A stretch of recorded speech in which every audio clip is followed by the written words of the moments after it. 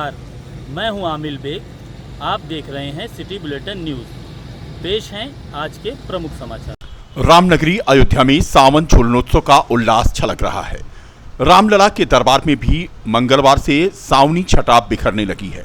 श्रावण शुल्क पंचमी पर मंगलवार को प्रधान अर्चक आचार्य सत्येंद्र दास शास्त्री ने विधि विधान पूर्वक पूजन अर्चना के साथ रामलला सहित चारों भाइयों को रजत जड़ित हिंडोले पर विराजित किया। रामलला को विशेष भोग भी लगाया गया। 6:30 बजे की आरती के बाद 7 बजे जैसे ही गर्भगृह का पट खुला तो रामलला के दर्शन को भक्तों की भीड़ उमड़ पड़ी।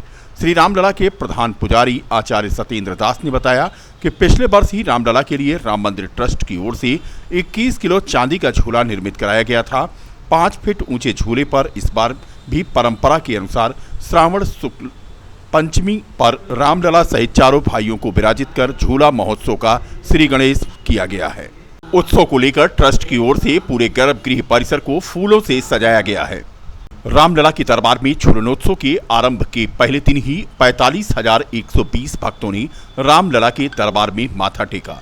उमड़े भक्तों में न सिर्फ रामलला के दर्शन किए बल्कि मंदिर निर्माण कार्य को देखने की भी उनकी उत्कंठा चरम पर दिखी। पहली पाली में 18,120 और दूसरी पाली में 27,000 भक्तों ने रामलला का दर्शन पूजन किया। बताते चलें कि रामलला के दर्शन की अवधि सावन झूला मेला को देखते हुए 2 घंटे बढ़ा दी गई है।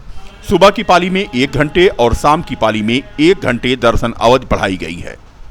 चांदी के झूले पर विराजमान रामलला अपने भाइयों के साथ झूला झूल रहे हैं।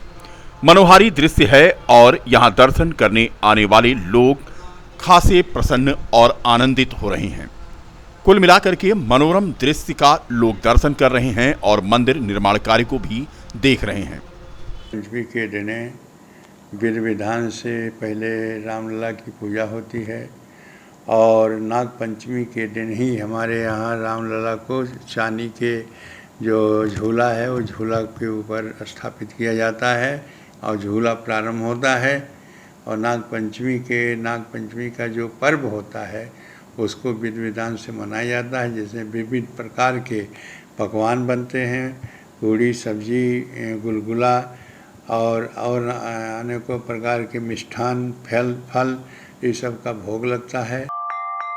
देश के प्रधानमंत्री नरेंद्र मोदी के द्वारा आह्वान किया गया है कि हर घर ध्वजा घर घर तिरंगा लगाया जाए, जिसको लेकर फैजाबाद के केमिस्ट एंड ड्रगिस्ट एसोसिएशन द्वारा आज हर घर ध्वजा घर घर तिरंगा अभियान के तहत एक होटल में अध्यक्ष अभी आनंद के नेतृत्व में कार्यक्रम आयोजित किया गया।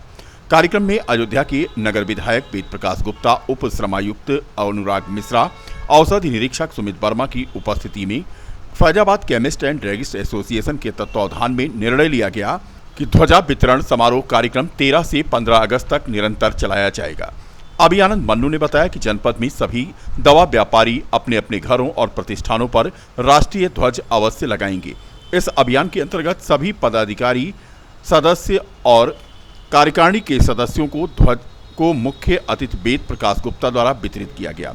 उन्होंने बताया कि सदस्यों के लिए आह्वान किया गया है कि प्रतिष्ठान पर ध्वजा रहेगी, जिसे चाहिए वह आकर ले जा सकता है। इस दौरान महामंत्री आनंद अग्रहरी, कोषाध्यक्ष अनूप सोनी, होलसेल प्रभारी राकेश सोनी, खुदरा प्रभारी रूमी जक्की, मयूरेश चतुर्वेदी, सोनू जायसवाल आदि मौजूद थे। 13 अगस्त से 15 अगस्त तक फैजाबाद की समस्त जिले की समस्त दवाई की दुकानों पर व उनके निवास पे राष्ट्र ध्वज लगाया जाएगा। इसलिए आज सबको ध्वज वितरण यूनियन की तरफ से किया गया है, जिससे वो अपने प्रतिष्ठान और अपने निवास पे राष्ट्र ध्वज लगा सकें और राष्ट्र के प्रति अपना कर्ज थोड़ा सा उतार सकें। कौन कौन लोग आपके बीच नगर विधायक, लेबर कमिश्नर और ड्रग इंस्पेक्टर, ये 3 पदाधिकारी थे शहर के और हमारे यूनियन के सारे कार्यकारिणी सदस्य और सारे पदाधिकारी थे। 15 तारीख तक जैसा कि शासन की मंशा है उतने दिन हमारा राष्ट्र ध्वज हमारे निवास पे हमारे प्रतिष्ठान पे। अभी आनंद, अध्यक्ष फैजाबाद केमिस्ट।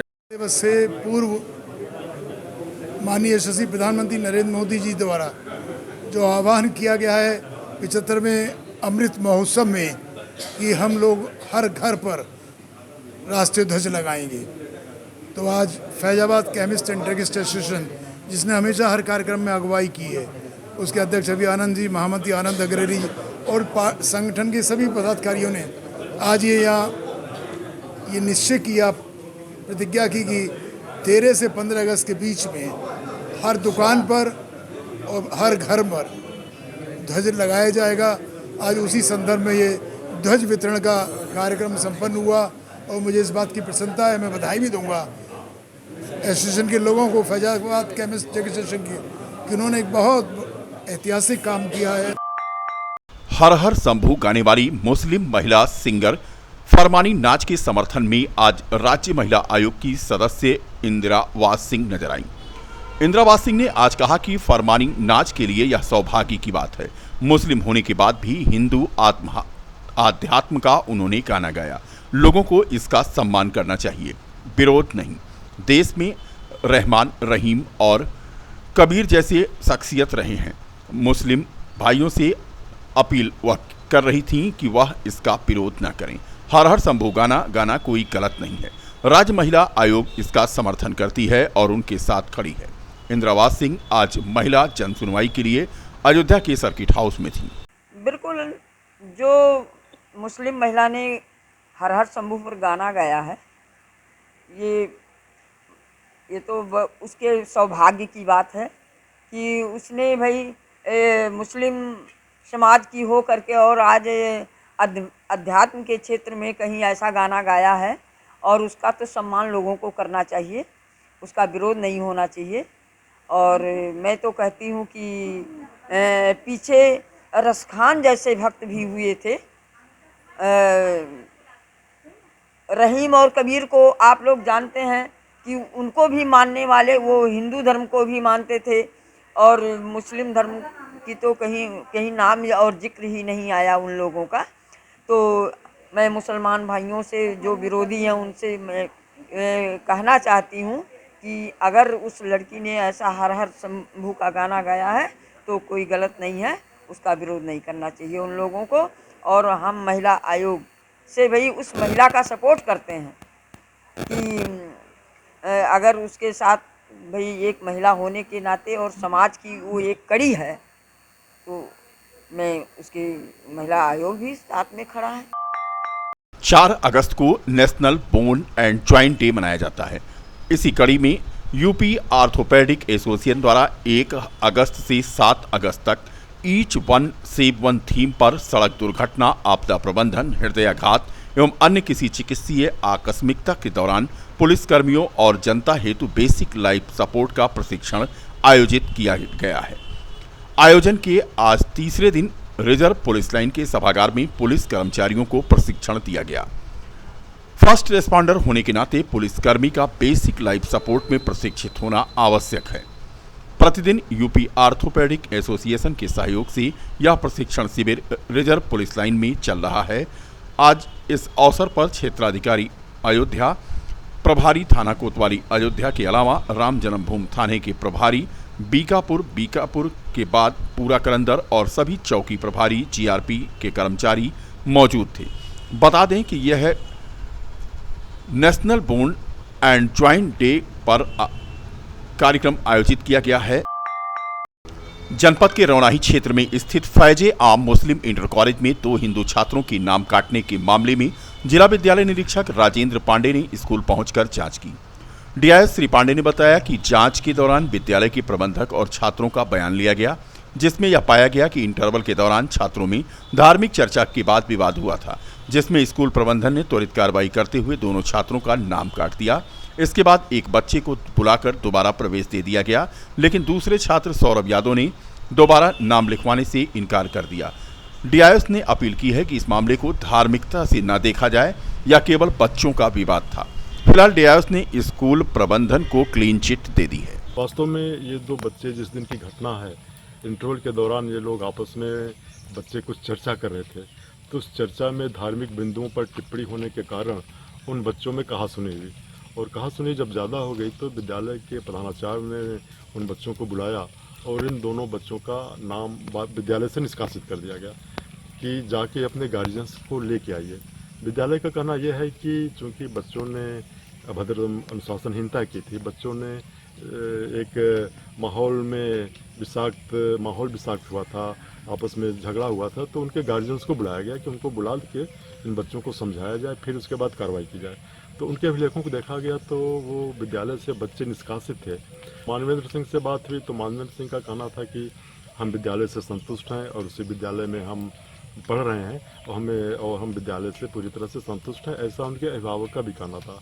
सौरभ यादव का कहना था कि उनसे बातचीत की गई तो सौरभ यादव का यह वर्जन है कि हम अब उस विद्यालय में नहीं पढ़ेंगे, चूँकि एक बार नाम कट चुका, वहाँ से आ चुके हैं और किसी बगल के विद्यालय में उसने प्रवेश भी ले लिया है सौरभ यादव ने। मतलब ये धार्मिक मामला नहीं है, ये बच्चों का विवाद था जिसमें प्रबंध तंत्र ने त्वरित कार्रवाई क्या किया, मतलब अपनी कार्रवाई किया प्रबंधक का स्तर।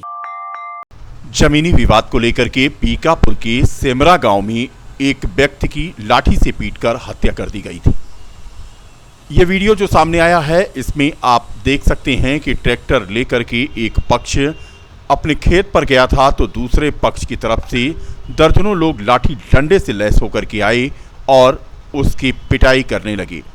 इस मामले में पुलिस ने 4 आरोपियों को गिरफ्तार कर लिया है। यह पूरी घटना है बीकापुर कोतवाली क्षेत्र के सेमरा गांव की, जहां पर एक व्यक्ति का परिवार अपनी भूमि पर ट्रैक्टर लेकर के कब्जा करने गया था तो विपक्षियों ने घेर करके उन्हें मारा और इस घटना में एक व्यक्ति की मौत हो गई थी।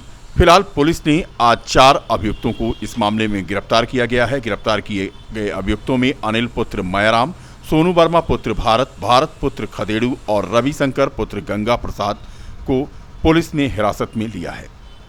हम अपनी ज़मीन जोतने ले गए थे, जो है ज़मीन कहाँ पे है? सेमरा गांव में, थाना कौन सा पड़ेगा? बीकापुर।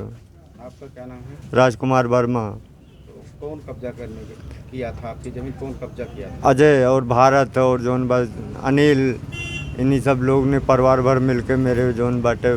कितनी ज़मीन रही होगी लगभग? ज़मीन 52 बीघा थी। 52 बीघा में 26 बीघा के हिस्सेदार थे हम। 26 आपका था? हाँ। किसने मारपीट किया है? अजय और भारत और जोन बाय अनिल, औरत है उनकी, अजय की औरत भी थी, उनकी बहन थी और बाहर के और कुछ लोग बाहर के भी थे जोन है। उसने किसको मारा, किसकी मौत हुई? विवेक वर्मा की। हमारे लड़के